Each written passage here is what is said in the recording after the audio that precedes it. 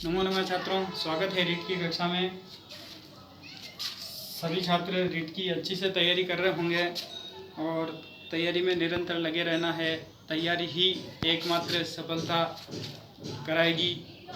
और परीक्षा वैकेंसी कब आएगी, वैकेंसी के भरोसे नहीं रहना है। वैकेंसी आने वाली है और तैयारी निरंतर करते रहे।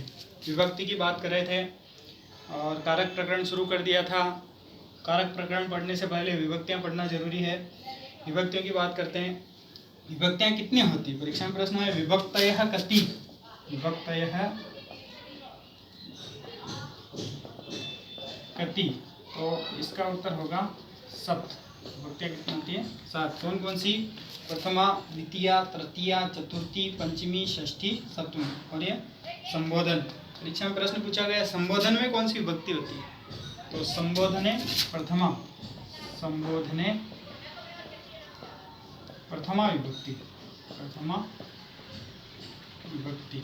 संबोधन में प्रथमा विभक्ति का प्रयोग किया जाता है। संबोधन में प्रथमा विभक्ति। और विभक्तियाँ कितनी प्रकार की? 7 प्रकार की होती है। और विभक्तियाँ पुल्लिंग शब्दों की अलग चलती है, स्त्रीलिंग की अलग, नपुंसक लिंग की अलग। उसमें भी अकारांत पुल्लिंग है, अकारांत स्त्रीलिंग है, अकारांत नपुंसक लिंग है, ऐसे कई प्रकार के शब्द है। तो ये अकारांत पुल्लिंग क्या है? अकारांत क्या है? सबसे पहले अकारांत से तात्पर्य है, अकारांत शब्द बना है अकार प्लस अंत, और अकार बोलते हैं ए को। तो ऐसा शब्द जो ए पर अंत हो रहा है, यानी जैसे राम देखते हैं, राम शब्द है तो राम में अंत में ए है, इसका मतलब ये राम अकारांत शब्द है। और राम पुरुषवाचक है तो राम पुल्लिंग शब्द है, तो राम शब्द हो गया अकारांत पुल्लिंग। ऐसे ही मोहन शब्द है, हिमालय शब्द है, वृक्ष है, बालक है, ये सारे अकारांत पुल्लिंग शब्द है। तो जो भी अकारांत पुल्लिंग शब्द है, एक शब्द ये याद करने से सारे अकारांत पुल्लिंग शब्द कवर हो जाएंगे। जैसे राम शब्द के रूप चलते हैं, प्रथमा से सप्तमी तक। प्रथमा है राम है, रामौ, रामः प्रथमा, रामम, रामौ, रामान द्वितीया, रामेण, रामाभ्याम, रामैः तृतीया, रामाय, रामाभ्याम, रामेभ्यः चतुर्थी, रामात्, रामाभ्याम, रामेभ्यः, ये सेम ही यहाँ पे, रामेभ्यः पंचमी, रामस्य, रामयोः, रामाणाम षष्ठी, रामे, रामयोः, रामेषु सप्तमी। हे राम, हे रामो, हे रामः संबोधनम। इस प्रकार प्रथमा से लेकर संबोधन तक, प्रथमा से सप्तमी तक रूप है और संबोधन में प्रथमा विभक्ति। परीक्षा में प्रश्न किस प्रकार से पूछे जाते हैं? परीक्षा में 2 तरीके से, अगर विभक्ति का प्रश्न आएगा, सीधा ही प्रश्न आएगा, तो इस प्रकार से प्रश्न पूछा जा सकता है कि राम शब्दस्य षष्ठी एक वचनम अस्ति। 4 ऑप्शन होंगे तो उसमें रामस्य राइट होगा। राम शब्दस्य तृतीया बहुवचनम अस्ति, तो रामैः राइट होगा। ऐसे ही दूसरे प्रकार के प्रश्न इस प्रकार भी पूछे जाते हैं, जैसे रामेषु दे दिया, रामेषु पदे विभक्ति वचनम च अस्ति। तो रामेषु में विभक्ति तो है सप्तमी विभक्ति और वचन है बहुवचन। इस 3 वचनों में चलेंगे सब रूप, एक वचन, द्विवचन और बहुवचन। एक वचन 1 के लिए, द्विवचन 2 के लिए और बहुवचन 2 से अधिक के लिए। ये भी एक वचन, द्विवचन, बहुवचन, एक वचन, द्विवचन, बहुवचन। तो इस प्रकार 2 प्रकार से रामाय पूछ लिया कि रामाय पदे विभक्ति वचनम च अस्ति, तो रामाय में चतुर्थी विभक्ति है और वचन है एक वचन। प्रथमा, द्वितीया, तृतीया, चतुर्थी विभक्ति है और एक वचन। तो इनको याद करने के लिए, शब्द रूपों को याद करने के लिए तरीका अपने पास होगा। एक तो इसको गा करके याद कर सकते हैं, और गाकर याद करने के बाद इसका लिख करके अभ्यास करें। एक बार अपने इसको गाया, याद किया, फिर उसको पुनः कॉपी में लिखें, रफ में लिखें और लिख करके पुनः चेक करें कि हमारे गलतियां कहाँ होंगी। अधिकतर छात्र गलती करते हैं, विसर्ग में गलती कर देंगे, कहीं मात्रा में गलती कर देंगे, कहीं हलंत में गलती कर देंगे।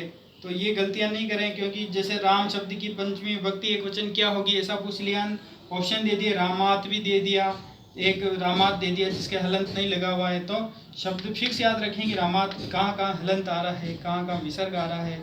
और एक चीज़ और देखें कि ये जो विसर्ग है उसका उच्चारण किस प्रकार से करेंगे। अगर लास्ट वाला जो स्वर है उसके अनुसार राम है कर रहे हैं इसका उच्चारण। विसर्ग का उच्चारण है, हा, ही, आगे से ही हु है ऐसे होते हैं। लास्ट के स्वर को देखते हुए, जैसे यहाँ ए है तो है, जैसे इसका उच्चारण कह, का, हा ये उच्चारण करेंगे। फिर ई है तो की, ही, बड़ी ई है तो की, ही, कु है तो कु, हु,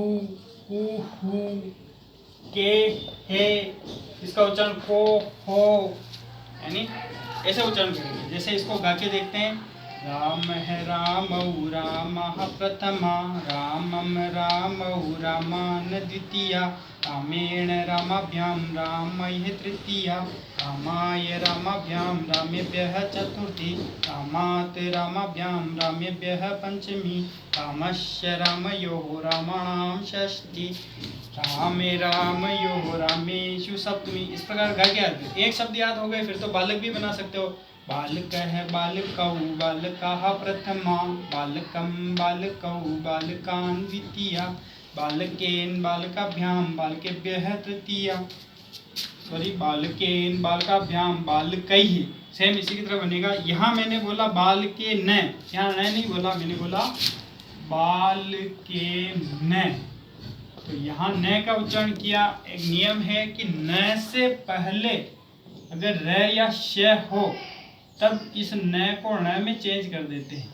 तो यहाँ तो र या श है नहीं, तो यहाँ तो ण में चेंज नहीं होगा। लेकिन यहाँ राम में न था पहले, तो र होने के कारण यहाँ ण का उच्चारण करें। तो यहाँ बालक शब्द में अपन उच्चारण करेंगे बाल के न, बाल केन। यहाँ रामा नाम की जगह बाल का नाम, यहाँ न करेंगे उच्चारण, क्योंकि बालक शब्द में कहीं भी पहले र या श नहीं आ रहा। जहाँ र या श आता है वहाँ न हो जाता है। जैसे यहाँ भी रामा नाम था तो न का न हो गया, क्योंकि यहाँ पूर्व में कहीं भी र या श आना चाहिए, तो र आ रहा है इसलिए।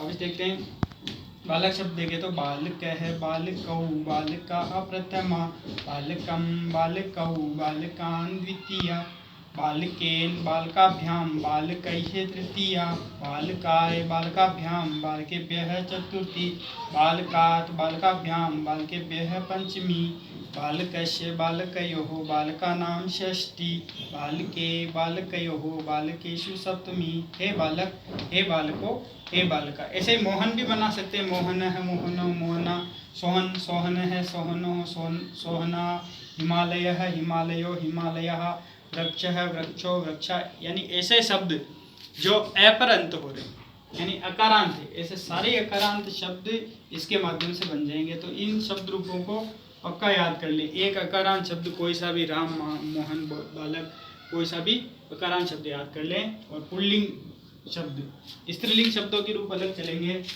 स्त्रीलिंग शब्द है जैसे ये आकारांत स्त्रीलिंग शब्द। आकारांत क्यों बोला? क्योंकि रमा, रमा आ रहा है, यानी आ को आकार बोलते हैं और आकार अंत में है तो आकारांत शब्द है, और रमा स्त्री है तो स्त्रीलिंग शब्द है। इसके रूप थोड़े भिन्न चलेंगे। रमा रमे रमाः प्रथमा, रमां रमे रमाः द्वितीया, रमया रमाभ्यां रमाभिः तृतीया, रमयै रमाभ्यां रमाभ्यः चतुर्थी, रमयः रमाभ्यां रमाभ्यः पंचमी, रमयः रमयोः रमाणां षष्ठी, रमायां रमयोः रमासु सप्तमी। हे रमे हे रमे हे रमा। प्रश्न का तरीका वही। रमा शब्द की तृतीय विभक्ति द्विवचन क्या होगा? तो रमा शब्द की तृतीय विभक्ति द्विवचन रमाभ्याम होगा। क्या पूछ लिया कि रमाभ्याम में विभक्ति वचन क्या है? तो रमाभ्याम पदे विभक्ति वचनम किम अस्ति, संस्कृत में प्रश्न आएगा।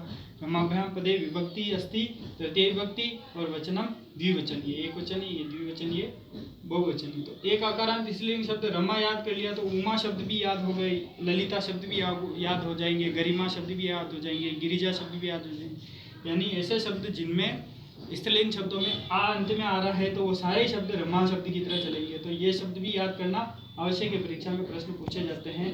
रमा शब्द और अनुवाद में भी काम आएंगे। तो रमा शब्द याद करेंगे। याद करने के लिए तरीके मैंने बताए, गा के याद करेंगे, दूसरा याद करने के बाद लिखेंगे, और गलतियां ढूंढेंगे और पुनः लिखेंगे। जब बार बार पुनः लिखने पर गलतियां आना खत्म हो जाए, इसका मतलब याद हो जाएगा। और तरीका, जैसे तृतीया, चतुर्थी, पंचमी भ्याम भ्याम चलती है, किसी की भी विभक्ति हो, देखो रमाभ्याम, रमाभ्याम, रमाभ्याम, तृतीया, चतुर्थी, पंचमी द्विवचन में, यहाँ भी तृतीया, चतुर्थी, पंचमी द्विवचन में फल का फलाभ्याम, फलाभ्याम, फलाभ्याम, गुरु होगा तो गुरुभ्याम, गुरुभ्याम, गुरुभ्याम, हिमालय होगा तो हिमालयाभ्याम, हिमालयाभ्याम, हिमालयाभ्याम, ये। और तृतीया, चतुर्थी, पंचमी और षष्ठी, सप्तमी भी यहाँ एक जैसी चलती। देखो यहाँ रमियो हो, यहाँ रामियो हो, यहाँ फलयो हो, तो कुछ शब्द जो एक जैसे चलते हैं उनको नोटिस करेंगे। और कई जने ऐसे भी याद कर लेते हैं एक वचन को, एक जैसे राम है, रामम, रामेण, रामाय, रामाद, रामस्य, रामे, लेकिन ये तरीका मैं थोड़ा सही नहीं मानता हूँ, क्योंकि उसमें फिर थोड़ा अनुवाद में थोड़ी कठिनाई आती है। यानी रट्टा तो जल्दी जाते हैं, लेकिन कई वीडियो मैंने देखे हैं अन्य चैनलों पे कि ऐसे बता रखे हैं, लेकिन वो मेरे हिसाब से सही तरीका नहीं। सही तरीका ही याद करोगे, इनके साथ विभक्ति राम है, रामो, रामः, प्रथमा, रामम, रामो, रामा, ताकि सीधे दिमाग में आ जाए। पंचमी है तो रामात, रामाभ्याम, रामेभ्य, पंचमी विभक्ति होती है। ऐसे अकारांत नपुंसकलिंग शब्द देखते हैं। अकारांत फल, ल में ए आ रहा है, ए है तो इसका मतलब फल अकारांत शब्द है। और नपुंसकलिंग शब्द, क्योंकि फल न तो पुल्लिंग में है न स्त्रीलिंग में है, तो नपुंसकलिंग शब्द है। शब्द सेम चलेंगे। राम शब्द पुल्लिंग की तरह केवल प्रथमा द्वितीय अलग है, फलम फले फलानी, फलम फले फलानी अलग बनेगा, और बाकी शब्द उसी की तरह है। रामेण, रामाभ्याम, रामे ही, यहाँ फलेन, फलाभ्याम, फले, रामाय, रामाभ्याम, रामेभ्यः, फलाय, फलाभ्याम, फलेभ्यः, रामात, रामाभ्याम, रामेभ्यः, फलात, फलाभ्याम, फलेभ्यः, पंचमी, रामस्य, रामयो, रामाणाम, षष्ठी, फलस्य, फलयो, फलानाम, षष्ठी। यहाँ ध्यान से देखो कि यहाँ तो लिखा रामाणाम और यहाँ लिखा फलानाम। ये क्यों डिफरेंस आया? ये फला नाम शब्द बना न से पूर्व अगर र या श होता तो इस न को भी न में बदल देता, लेकिन यहाँ न से पूर्व र और श कहीं नहीं दिख रहा है। यहाँ तो न था, न से पूर्व र था, इसलिए न का अण में परिवर्तन हो गया। यहाँ पे परिवर्तन नहीं होगा। र या श, ये र या श हो तो ही परिवर्तन करेंगे अपन, तो यहाँ परिवर्तन नहीं करेंगे, तो फला नाम बनेगा। फिर फले, फलयो, फलेषु, सेम, रामे, रामियो, रामेषु, सप्तमी, हे फल, हे राम, हे रामो, हे रामः, हे फल, हे फले, हे फलानी, ये सेम चलती है प्रथमा की तरह। ये फले, फलानी, फले, फलानी, ये चेंज हो जाती है सप्तमी संबोधन में, और प्रथमा में ये चेंज हो जाती है। यहाँ फलम था और यहाँ केवल फल है, ये संबोधक चिन्ह फल। तो इन्हें भी याद करें। प्रश्न का तरीका वही है। फल शब्द से सप्तमी एकवचनम अस्ति, फल शब्द सप्तमी एकवचनम अस्ति, 4 ऑप्शन होंगे तो उसमें फले राइट होगा। यह पूछ लिया फलस्य पदे विभक्ति वचनम किम अस्ति, तो फलस्य पदे विभक्ति षष्ठी विभक्ति अस्ति और वचनम एक वचनम अस्ति। तो इन शब्दों का अभ्यास करें। और भी शब्द हम सीखेंगे, उकारांत शब्द सीखेंगे, गुरु शब्द सीखेंगे, इनका अभ्यास करेंगे। बार बार अभ्यास करने पर ये हो जाएंगे और यही शब्द रूप अपने अनुवाद में काम आता है। जैसे पिछले वीडियो में हमने देखा था कि कर्ता ने प्रथमा विभक्ति, यानी कर्ता कारक में ने चिन्ह होता है, प्रथमा विभक्ति होती है। पिछला वीडियो देखेंगे। कर्म को द्वितीय विभक्ति, करण से तृतीय विभक्ति, कर्ता ने, कर्म को, ये सारे हमने सीखे थे। तो उनसे जो अपना अनुवाद है वो टॉपिक क्लियर होगा। एक बार यहाँ शॉर्ट में मैं फटाफट लिख देता हूँ कि कर्ता कारक जो होता है उसमें ने चिन्ह लगता है और प्रथमा विभक्ति होती है। कर्म कारक में को चिन्ह होता है और द्वितीय विभक्ति होती है। करण कारक में से चिन्ह होता है और तृतीय विभक्ति होती है। फिर कर्ता कर्म करण संप्रदान कारक में के लिए चिन्ह होता है और चतुर्थी विभक्ति होती है। फिर अपादान, अपादान में से चिन्ह होता है लेकिन ये पृथक वाला चिन्ह है और पंचमी विभक्ति होती है। और संबंध कारक नहीं है, संबंध कारक तो नहीं है लेकिन इसमें चिन्ह लगता है का, के, की या रा, रे, री, और षष्ठी विभक्ति लगती है। और अधिकरण कारक है में, पे, पर और सप्तमी विभक्ति। ये कारक कितने हो गए? 6। 1 2 3 4 5 और 6। कारकों की संख्या पूछे कारक कितने हैं, तो कारकाणी षट, कारक 6 होते हैं। कर्ता कारक, कर्म कारक, करण कारक, संप्रदान कारक, अपादान कारक और अधिकरण कारक। संबंध को साथ में लिया है क्योंकि इसमें षष्ठी विभक्ति लगेगी। तो ये अनुवाद में काम आएंगे। अपने को पता चलेगा कर्ता कारक का पता किसे चलेगा? हिंदी में तो ने से चलेगा। जैसे मैं कहूँ राम ने खाना खाया, तो यहाँ ने चिन्ह से राम का पता चल रहा है कि राम ने, तो राम कौन सा कर्ता कारक है। अब इसकी राम ने की संस्कृत अनुवाद करना है, राम ने, इसका संस्कृत अनुवाद करना है। तो अपन ने देखा कि ने किस में आ रहा है? ने प्रथमा में आ रहा है। ने किस में आ रहा है? प्रथमा में। तो इसकी प्रथमा विभक्ति चला देंगे। जैसे राम ने, तो राम है प्रथमा, राम है का अर्थ निकलेगा राम ने। द्वितीय विभक्ति रामम, तो द्वितीय विभक्ति में चिन्ह क्या लगता है? को, तो रामम यानी राम को। तृतीय रामेण, रामेण चिन्ह क्या लगेगा तृतीय में? से, तो राम से। रामाय चतुर्थी में चिन्ह क्या लगता है? के लिए, तो रामाय यानी राम के लिए। रामात का अर्थ क्या निकलेगा?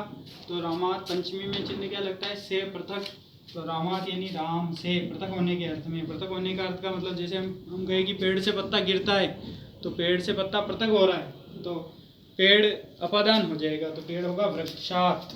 तो रामात। रामस्य षष्ठी विभक्ति है। षष्ठी विभक्ति में का या के या की कोई सा भी आवश्यकता अनुसार चिन्ह लगाते हैं। तो रामस्य यानी राम का भी अर्थ निकलेगा, राम की भी अर्थ निकलेगा, राम के, जहाँ वाक्य में आवश्यकता जिसकी होगी उसके अनुसार अर्थ निकलेगा।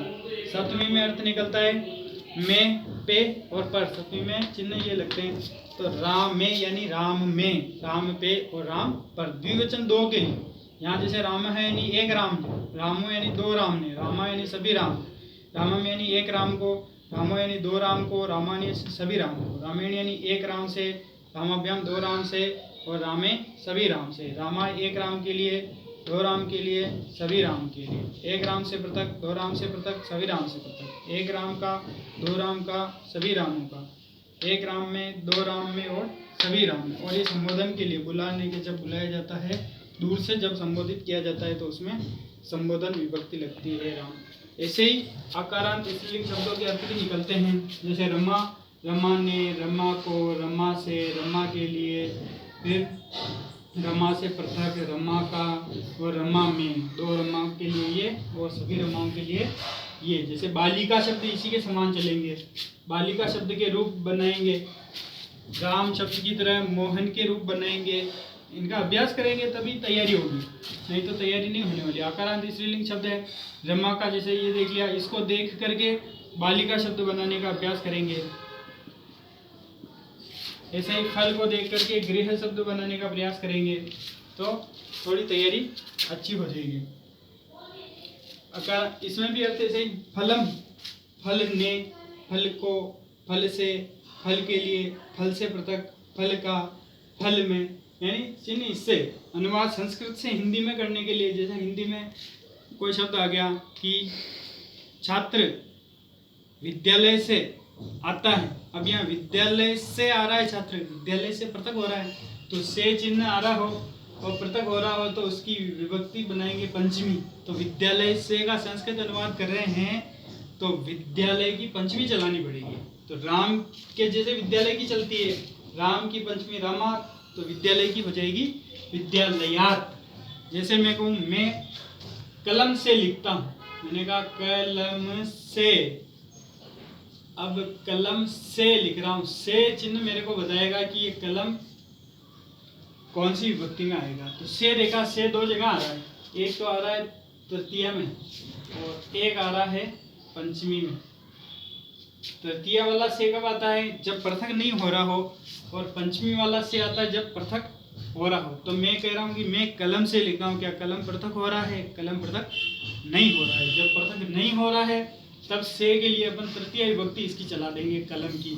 अब देखा कलम की तृतीय कैसे चलाएं, तो कलम शब्द देखा, क्या वो पुल्लिंग है, क्या स्त्रीलिंग है, क्या नपुंसकलिंग है? तो कलम न तो पुल्लिंग है न स्त्रीलिंग है, ये नपुंसकलिंग शब्द है। तो कलम नपुंसकलिंग अकारांत है, में अकारांत, तो किसके समान चलेंगे? इसके समान, फल शब्द के समान चलाएंगे। तो फल शब्द कैसे चलते हैं? तो फल शब्द की तृतीया क्या है? फल शब्द की तृतीया आई फलेन, फल शब्द की तृतीया आई फलेन। अब कलम शब्द की तृतीया क्या होगी? तो कलमेन। तो इसका अनुवाद हो गया, कलम से का अनुवाद क्या हो गया? कलमेन। तो छात्रों, हम जो कारक टॉपिक पढ़ रहे हैं, विभक्ति टॉपिक पढ़ रहे हैं, उसी के साथ साथ अनुवाद वाला टॉपिक भी हम क्लियर करते जाएंगे।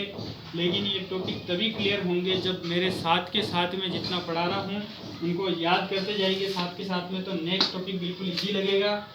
और याद नहीं करोगे, पूर्व पाठों का अभ्यास नहीं करोगे, जितने वीडियो अब तक डाल रखे हैं उनका अभ्यास भी जरूरी है। और जैसे जैसे अपने व्याकरण इकट्ठी होती जाएगी वैसे वैसे अनुवाद में एक्सपर्ट होते जाएंगे। अच्छी से तैयारी करें। जय तो संस्कृतम, जय तो भारतम।